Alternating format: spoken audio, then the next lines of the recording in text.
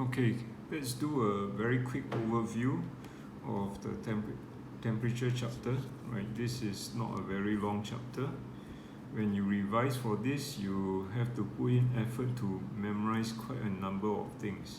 Right, it's easy to understand, but just have to memorize the details. Okay, so when you go through your notes, okay, these over here should not be a problem. I'm sure everybody who can remember the SI unit for temperature is Kelvin. Okay, you don't have to spend a lot of effort doing that.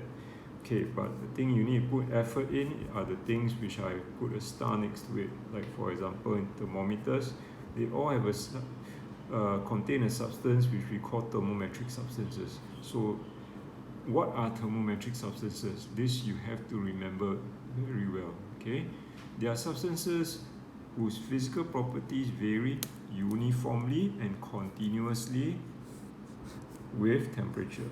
Okay, so these are keywords you remember.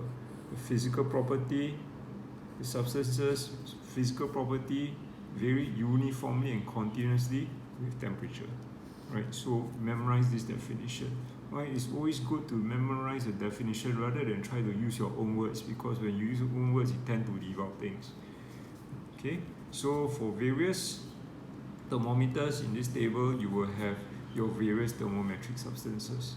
So for liquid and glass thermometer, mercury thermometer, alcohol thermometer, okay, that is the thermometric substance, the mercury or the alcohol. Okay, and the key thing in this table is the physical property. What varies with temperature? For some reason, this always poses a problem for many students. Okay, I'm not very sure why. Okay, so what varies with temperature for liquid and glass thermometer? This is probably the most often asked one of the lot. Okay, is the volume of a fixed mass of liquid. Again, remember the whole phrase, not just volume or not just liquid, okay, but volume or fixed mass of liquid. So the idea being very simple: when temperature rises, okay, the volume increases. Why? Because the liquid expands. Or when temperature drops, the volume decreases. Right? So this is the volume varies with temperature. Okay, so take note about this. And for the rest, resistance thermometer, okay, obviously electrical resistance, okay, and then electromagnetic force, that will be your thermocouple. Okay, thermocouple. So these, and one more, the pressure of the gas. Okay, when the pressure of the gas varies with temperature, that is a physical property for a constant volume gas thermometer. So pay attention to this. Do memorize them. Okay, especially this first one and the third one. Okay, let's go on. So all thermometers must have a standard scale. Okay, and we all have definitely know what is the lower fixed point and the upper fixed point. Okay, that is quite easy to remember. But sometimes they do ask you, what are fixed points? Why are they required? So you sort of know, sort of don't know, but not sure how to answer. Again, pay attention to this.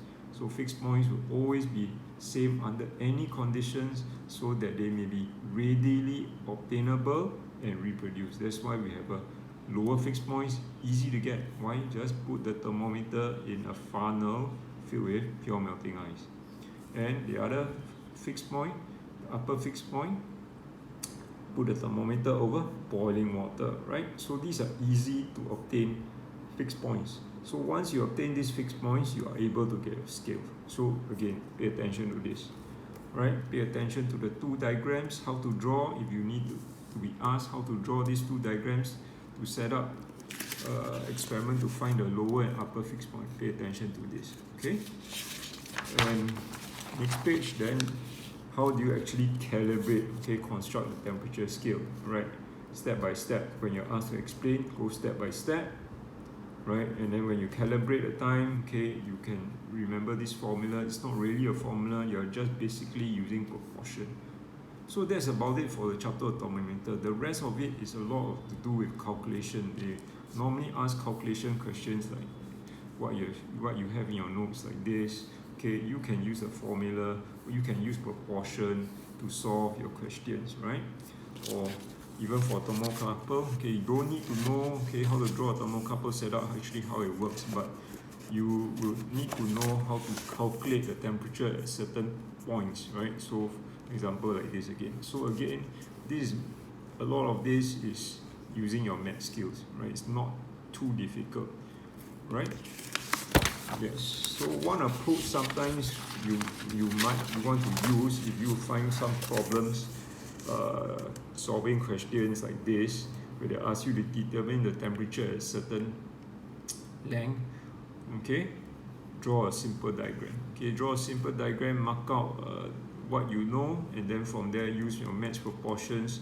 Do it carefully, you should be able to do it. Okay, so this is not very difficult. So I would say that the main thing in this chapter, pay attention, memorize, okay, the definitions, thermometric substance, physical properties, fixed points, lower fixed point, upper fixed point. Okay, so that's about it for the chapter of temperature.